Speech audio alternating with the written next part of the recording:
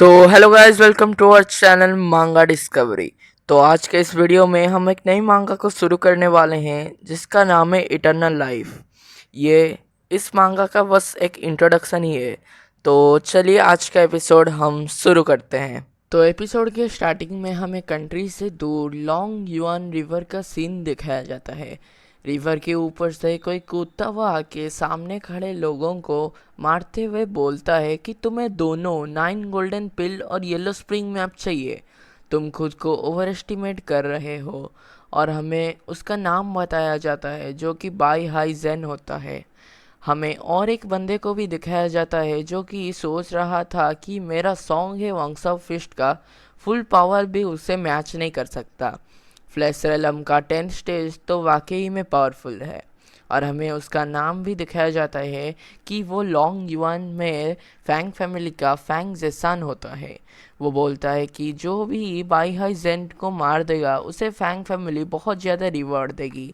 ये सुनकर by Huygens हंसने लगता है और बोलता है कि मेरे प्रेसियस कपड़ों के द्वारा मैं सुरक्षित हूँ और 5 घोड़ों के पावर के साथ इस दुनिया में मुझे कोई नहीं रोक सकता।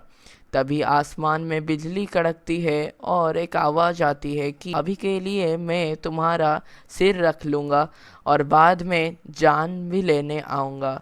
जबकि तुम इधर आ चुके हो, ये मत सोचना कि तुम इधर से वैसे ही जा सकते हो। ये सुनकर बाई हाइजेन बोलता है कि इधर कौन है, सामने आओ। और उधर एक लेडी अपीयर होती है जिसका नाम क्विंगजियो होती है।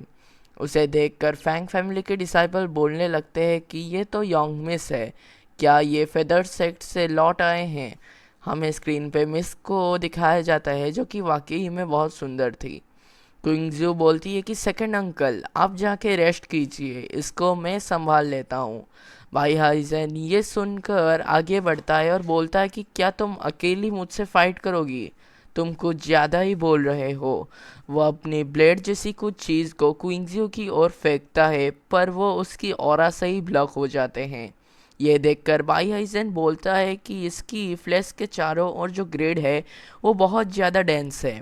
ये इंसानी पावर नहीं है। क्या तुम सीक्रेट रेलम ऑफ अवतार में ब्रेक थ्रू कर चुकी हो?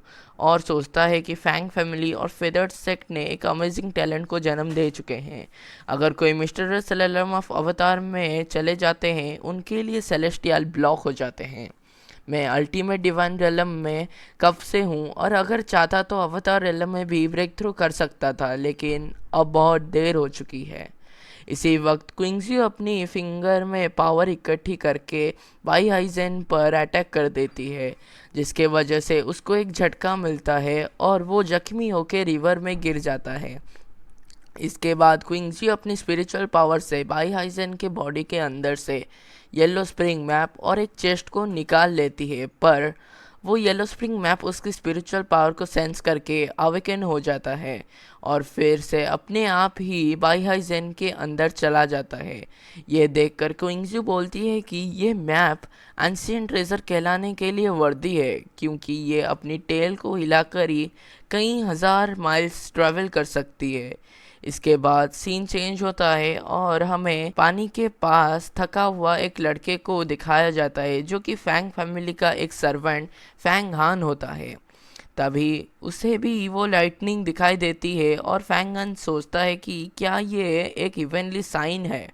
फिर से वो बोलता है, इसमें मेरा क्या जाता है, मुझे तो बस मेरा पावर को एक्सरसाइज करने वाला मेथड को मेरे बॉडी के साथ फ्यूज़ करना होगा और बस 500 स्ट्राइक के बाद ये हो जाएगा।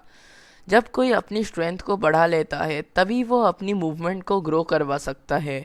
पाइन क्रेन वंग्सो फिस्ट को भी कल्टीवेट कर सकता है। मुझे स्ट्रांग बनना ही होगा ताकि मैं इस स्लेव की स्टेटस से मुक्ति पा सकता हूँ। उसी समय उसका नज़र एक बॉडी पे गिरती है जिसको देखकर वो डर जाता है और उसके पास जाते हुए सोचता है कि अगर ये ज़िंदा होगा, और सोचने लगता है ये बंदा लाइटनिंग से मरा होगा क्योंकि इसके बॉडी के चारों ओर लाइटनिंग का ऑरा है। तभी फैंगहान जब बाई हाइजेन के नज़दीक चला जाता है, उसके अंदर से येलो स्प्रिंग मैप निकल कर ग्लो करने लगती है और फैंगहान सोचने लगता है कि ये क्या चल रहा है। इसी वक्त वो मैप बहुत स्पीड से फैंगहान के माथे के अंदर चले जाते हैं।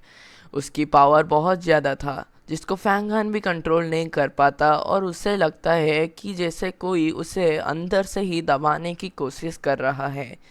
अगले सीन में हमें एक आवाज़ को बोलते हुए दिखाया जाता है जो कि बोल रहा था कि फैंग हान, तुम्हें फैंग फैमिली में वापस जाना होगा। याद रखना, तुम्हें प्रैक्टिस करके स्ट्रांग बनना होगा, अपनी माँ की तरह कभी मत बनना। ये सुनकर फैंग हन हैरान होते हुए बोलता है, क्या माँ? और वो खुद को एक अलग ही स्पेस में पाता है। तभी हम एक मेमोरी दिखाया जाता है जिसमें फैंग फैमिली का हेड फैंग जेताओ फैंग हन की माँ फैंग नेजिंग को घर से निकाल देता है और बोलता है, तुम जियो या मरो, फैंग फैमिली को कुछ फ़र्क नहीं पड़ता। उसके बाद सीन चेंज होता है और हमें दिखाया जाता है कि हमारा छोटा फैंग लोगों को बुलाना चाहता था, लेकिन उसकी माँ उसे मना कर देती है और बताती है कि तुम्हें फैंग फैमिली लौटना होगा क्योंकि वहीं तुम्हारा घर है। और हमें फिर से और एक सीन दिखाया जाता है जिसमें फैंग हान फैमिली के हेड के सामने झुकते हुए खुद को स्लेव बनाने के लिए रिक्वेस्ट कर रहा था। और फिर कई सालों बाद का एक सीन दिखाया जाता है जहां फैंग फैमिली का सेकंड मिस उसे डांट रही थी और बोल रही थी कि तुम्हारा काम ही है इसे सर्व करना, पर तुम डिसअपेयर हो गए जब ये तुम्हें ढूंढ रहा था। और उसे मारती हुई बोलती है कि ये तुम्हारा पनिशमेंट है, और मैंने सुना है कि तुम बाहर से आए हो, इसलिए मैं तुम्हें एडवाइस करूँगी कि तुम खुद को बिहेव करो, और तुम स्लेव हो और हमेशा स्लेव बन के ही रहोगे। तभी फैंग हन सोचने लगता है कि कभी नहीं, मैं अपनी ज़िंदगी सुकून और इज्जत के साथ बिताना चाहती हूँ। और हमें दिखाया जाता है कि फैंग हान बेहोश होके एक अलग ही स्पेस में गिरा हुआ होता है और उसके सामने एक बंदा खड़ा हुआ होता है जो उसे बता रहा था कि ये बच्चा का माइंड बहुत ज़्यादा स्ट्रांग है और इसके पास जो स्पिरिचुअल पावर है वो भी इमेजरेबल है। तो इसी के साथ हमारा आज का एपिसोड ख़त्म हो चुका है। अगर वीडियो अच्छा लगा तो लाइक कर देना, सब्सक्राइब कर देना और शेयर कर देना। तो अगर इस वीडियो में अच्छा सपोर्ट आता है तो मैं फिर इसके आगे के भी एपिसोड एक्सप्लेन करूँगा। तो फिर मिलते हैं एक नई एपिसोड में। Tata bye bye.